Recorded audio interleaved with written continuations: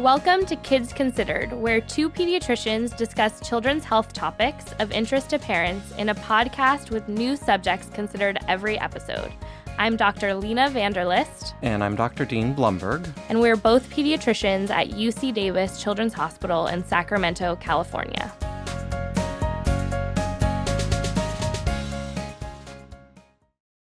For today's podcast episode, we're going to do a refresher on the very important topic of safe sleep for babies. This is important for all new parents. We know that us as parents and caregivers want to do everything we can to keep children safe and healthy, and sleep is crucial for good health, growth, and development for kids. But there are important risks that parents need to be aware of regarding sleep for young babies. And today we're going to delve into what some of those risks are, some common myths and methods for ensuring safe sleep.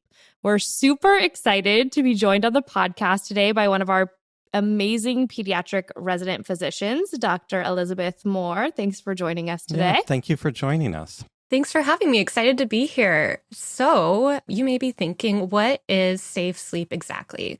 To answer that question, we should first define the diagnosis of sudden infant death syndrome, or SIDS, which is the worst fear of all parents. The National Institute of Child Health and Human Development developed this definition as the sudden death of an infant younger than 1 year of age, which remains unexplained after thorough case investigation, including performance of a complete autopsy, examination of the death scene, and review of the clinical history. The purpose of safe sleep is to prevent events like SIDS, because the most common cause of SIDS is accidental suffocation due to an unsafe sleep environment.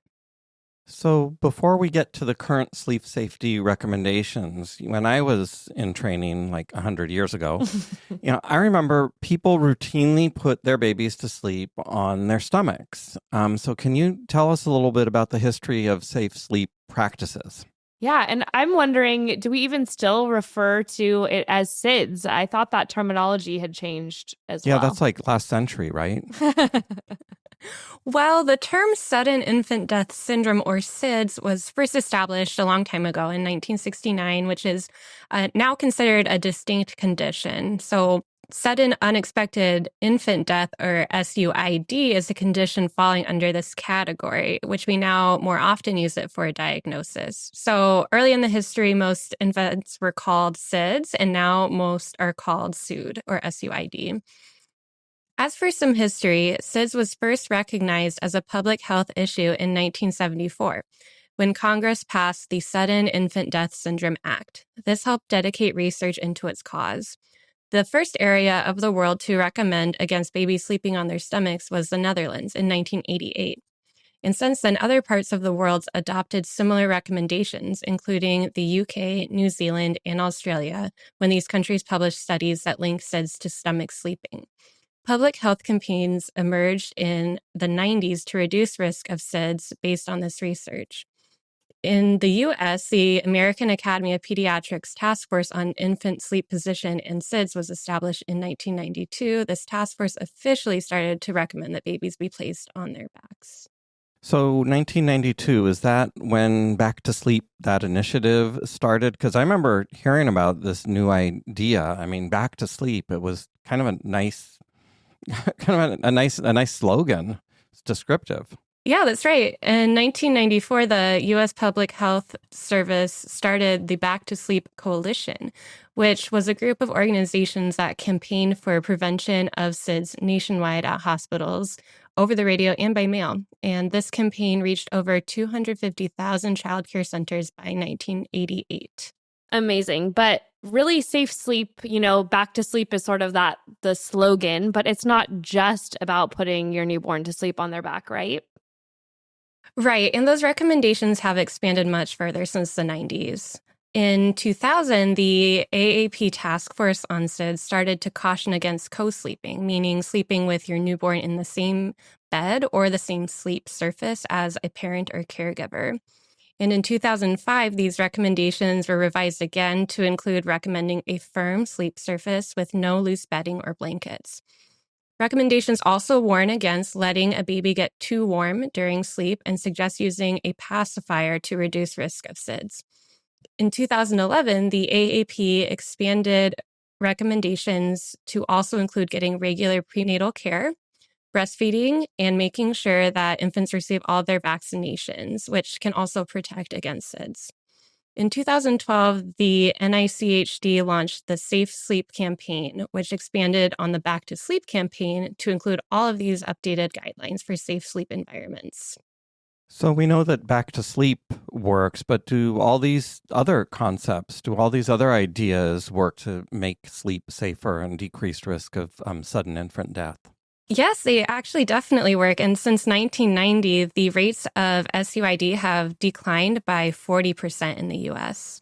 That's amazing. So a lot of things have changed over the years. And I'm hoping that you can give some easy bullet points for parents about current practices that they should follow with their newborns.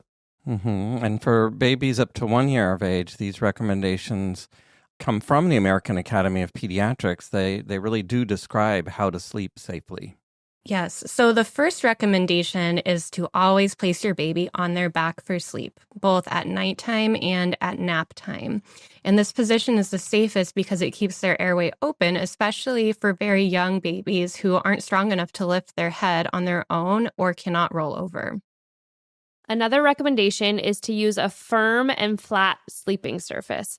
So whether you have your baby in a crib, a bassinet in your room, or a pack and play, it's important that the surface is not too soft or fluffy. Water beds are a no-no for babies. And they also should not sleep at an incline. A flat mattress is the safest. There are many mattresses on the market now that claim to be anti-suffocation. I'm not going to lie, I did buy one or at least put one on my registry. And so I have one here for Mira. I always as soon as it arrived, I was like, I don't know if this makes any sense because you're covering it with a anti-pee, pad and then another sheet. And just to be clear, although these mattresses may make us feel better, there's no evidence that they actually reduce the risk of SIDS compared to any other flat, firm surface. So they're always, I feel like companies are always getting at parental anxiety and our wallets. Definitely. And the baby sleep area should also be free of blankets, pillows, stuffed animals, or even bumpers. And the mattress in the crib should be covered by a fitted sheet, so that should fit snugly into the crib.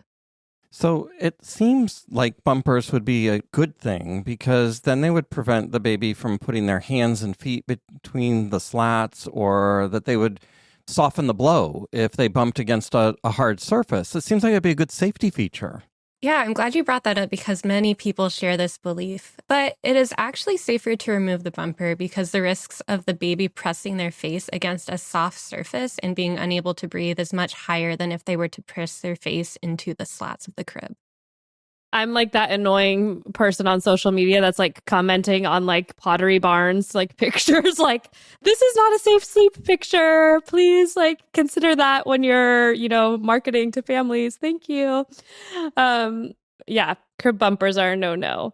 So we talked about babies needing to be on a flat surface to sleep, but let's talk about car seats because so commonly babies are going to fall asleep in the car. What then? That is true. And babies can fall asleep in the car seat. If you're traveling in a car, this is low risk. However, once you're out of the car, it is important to move your baby to their flat, safe sleep surface and out of their car seat as soon as you can. And it's also important to use a car seat that's been deemed safe by the Consumer Product Safety Commission and is age appropriate for your baby. Let's talk about sharing and the difference between room sharing and bed sharing with a baby. Right. The AAP also stresses the importance of room sharing, but advises against bed sharing. So your baby should have their own sleep surface, such as a bassinet or crib, and it should not be in the same bed as you because this increases the risk of accidental suffocation. It is recommended, though, to have the crib in the bedroom with you so that you can hear your baby and easily get out of bed to care for them. So let's also talk about room temperature. I mean, I like it a little bit cool when I go to sleep, but why is temperature important for safe sleep for babies? Yes, definitely important to avoid overheating your baby, and they should be in appropriate sleep clothing, like a one-piece sleeper, and the room should be at a comfortable temperature. If your baby is indoors, they don't need a hat either, and this will make them too warm. It's also so important that your baby is not exposed to smoke. We know that babies who are exposed to smoke, even secondhand smoke, whether it's from tobacco or marijuana, have a higher risk of SIDS. So it's important to keep your baby away from any smoke at all times. We've reviewed all the recommendations, but there are so many myths and different information that's out there on blogs, on social media these days, a lot of influencers talking about babies sleeping. So let's talk about some of these myths. Well, one is that it's better for babies to sleep on their stomachs. That's true. Even after the back to sleep and safe to sleep campaigns were implemented, many people continue to think that babies sleep more soundly on their stomachs, but this is not true, and it significantly increases the risk of SIDS. So babies should always be placed on their back to sleep. A lot of parents are also concerned that if their baby has reflux, which is incredibly common in this period, and we just did a recent episode on the topic, so check that out if you're struggling with reflux. Parents are fearful that if their kid spits up a lot, they're going to aspirate and choke if they're laying on their back. Well, thankfully, babies' anatomies are designed in such a way that if they spit up while they're lying on their back, the risk of aspiration is very low, and the benefits of back sleeping much outweigh these risks. Another common myth is that you need to put blankets or pillows in the crib to make it more comfortable, kind of like what we talked about with the bumpers. Well, while adults and older children use pillows and blankets to feel more comfortable, babies don't need them, and babies actually sleep best and safest without any extra bedding. Just a firm and flat mattress is all they need. Okay, one of the most common myths that I've seen all over social media is that co-sleeping helps parents bond with their baby and increases the success of breastfeeding. Is that true? Yeah, I think this myth comes from well-meaning people who want to be close with their baby at all times and know how important cuddling with their baby is. And while close contact is important for bonding between parents and their baby, the risk that bed sharing poses significantly increases the risk of SIDS. So room sharing without bed sharing will allow you to attend to your baby's needs and remain close to them at night without causing this risk. And there's no evidence to say that infants who shared a bed with their parents have a more secure attachment with their parents in comparison to those who do not. What about sleep monitors for babies? There's a lot of talk on social media about sleep monitors, these monitors that track heart rate and breathing rates. Is there any information about these tools? Does it actually help? Does it make it safer for babies to sleep? Yeah, actually, there's no evidence that home cardiorespiratory monitors, the heart or breathing monitors, decrease the risk of SUD. And the AAP actually cautions against parents using these because they can potentially give parents a false sense of security. So even if the cardiorespiratory monitor is reading as normal, it's still unsafe to have the baby sleep on her stomach and in bed with me. Is that true? That's true. Do not do it. So cardiorespiratory monitors are not a good idea, or at least shouldn't be used in place of the safe sleep practices that we've already talked about. But how about these smart bassinets? So every parent out there knows about the Snoo or the Mamaroo or the Cradlewise. Those are some of the most popular brand names of these smart bassinets. And I have to admit, when I was pregnant with Mira and I would meet people and they learned that I was a pediatrician, always without fail, their first question was, "Are you getting a Snoo?" That's another great question. And I hear about these devices from parents all the time, too. It can be tempting to buy a smart bassinet because they claim to help your baby sleep soundly through the night without stirring or even waking up. And these are really expensive. So some are even $1,500 and they'll rock your baby, and it has a built-in swaddle that can even produce white noise to help settle the infant. So while these smart bassinets have a flat surface, you do have to fully zip your baby into a swaddle that's attached to the bassinet. So even though some of these may be FDA approved, there are risks with these products that potentially the swaddle could malfunction or it could even be easily used improperly.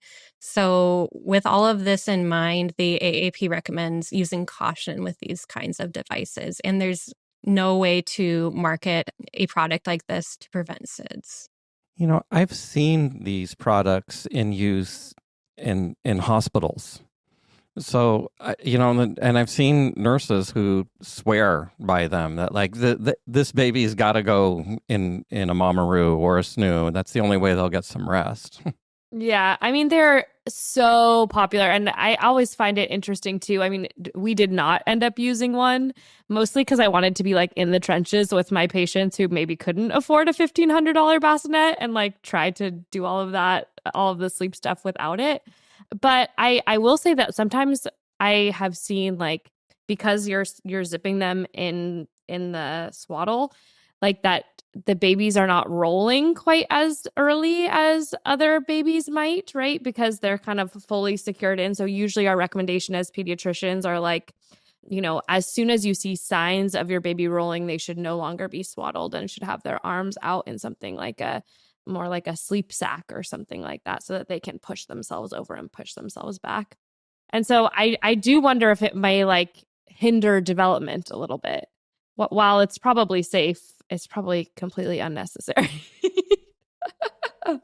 Yeah, probably. So we could recommend to stick with the old-fashioned cribs or bassinets. Just the most important thing would be parents checking the Consumer Product and Safety Commission website to make sure that whatever sleep surface they're picking is safe for their baby to use.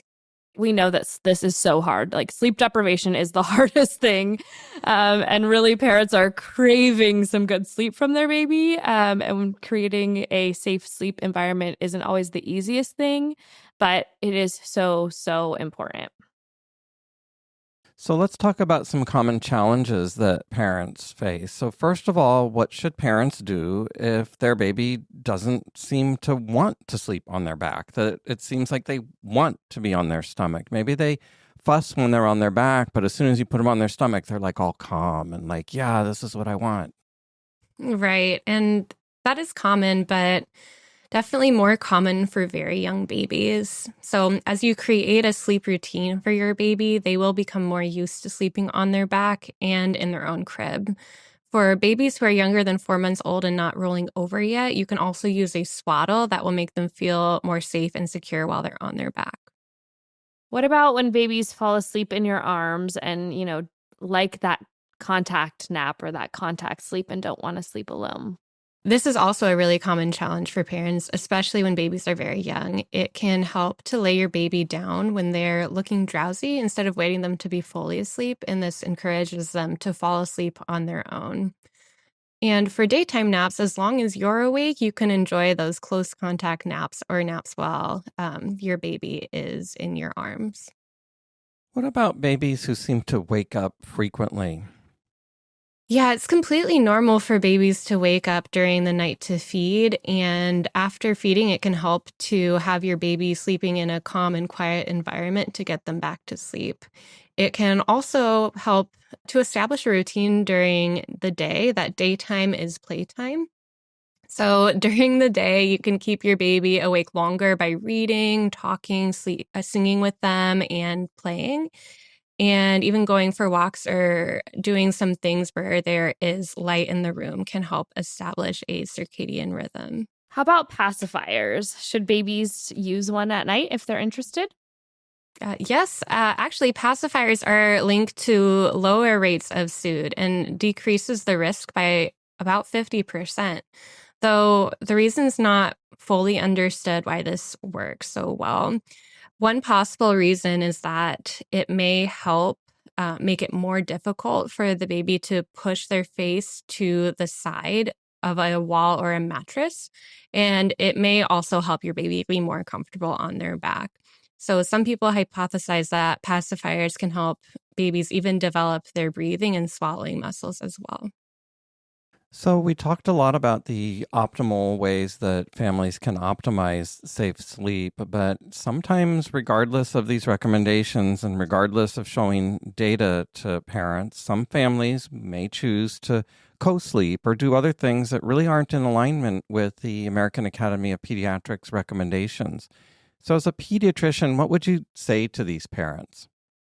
Well, that's a hard one. I would stress to them and all families that the highest risk of SUD happens in the first 4 months of life, and extra caution should be taken during this time.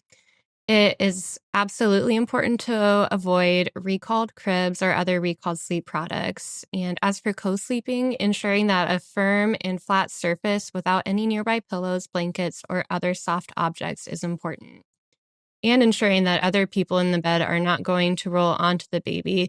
And reducing that risk includes not drinking alcohol or using any medicines or drugs that would make you sleepy. It is also important that your baby not be exposed to smoke. So we learned a lot today about safe sleep for babies and the AAP recommendations for safe sleep, and we debunked some of the common myths about newborn and infant sleep. Make sure that anyone caring for your baby, whether it's grandparents, nannies, babysitters, or daycare providers, are aware of safe sleep practices and understands the importance of following them. To recap, safe sleep for your baby will decrease the risk for SUD and support their health, growth, and development. Always place your baby on their back to sleep. Use a firm mattress with no extra bedding, and keep your baby in your room but not in your bed. By following these guidelines, you're doing everything you can to keep your baby safe while sleeping. Parenting is hard, but you're doing a great job. Thank you for tuning in to learn about safe sleep to protect and support your baby as they grow and develop. And thank you for taking Kids Considered on that journey with you and your family. And special thanks to Dr. Elizabeth Moore for leading this episode. And that reminds me of a sleep joke. Let's hear it. It's hard to make a joke about SIDS, but I hope that it's more generalized. It's more generalized. So okay, good. Why do astronauts prefer to sleep alone? I don't know. Why? They need their space. Not one of your best. No. That wraps up this episode of Kids Considered. You can find more information on our website, kidsconsidered.ucdavis.edu. Follow us on Twitter @KidsConsidered. And Instagram @KidsConsidered. If you have feedback on this show or topics you would like us to discuss in the future, we would love to hear from you. Please call us. Our number is 916-915-3388. Or email us at kidsconsidered@gmail.com. Please rate us on iTunes or wherever you subscribe to your podcasts. Thank you for listening, and we hope you will join us for our next podcast. Kids Considered is sponsored by UC Davis Children's Hospital.